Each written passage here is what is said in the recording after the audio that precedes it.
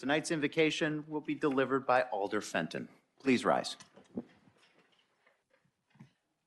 Good evening.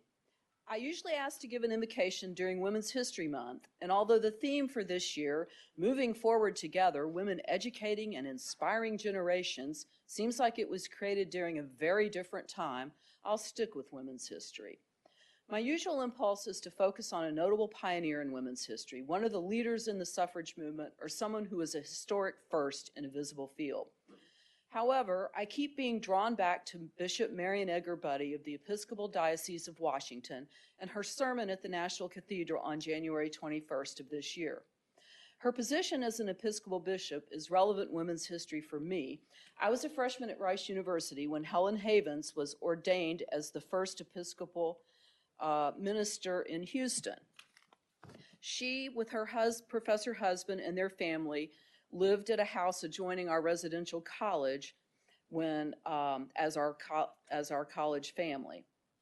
Like many others, I ordered Budde's book, How We Learn to Be Brave, Decisive Moments in Life and Faith, more as a gesture of support than with any intention of actually reading it.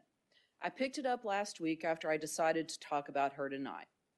She writes about 7 decisive moments in life when we have to push past our fears and act with strength. I expected references to scripture and religious scholars. I was surprised to also read quotes from Brene Brown, Madeleine Albright, avowed atheist Ta-Nehisi Coates, and multiple references to J.R.R. Tolkien's Lord of the Rings trilogy.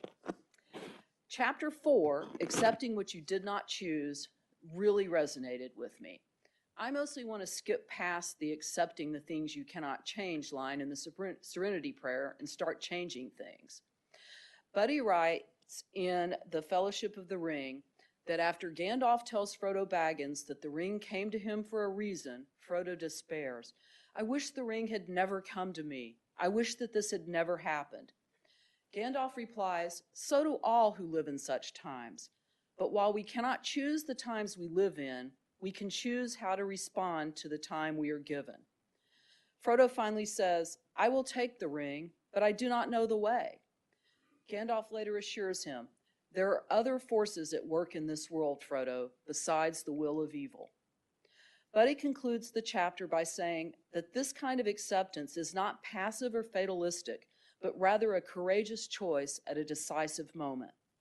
My wish for us in this time of fear and uncertainty is that we can be like Frodo, who accepts his assignment, saying, I will do now what I must.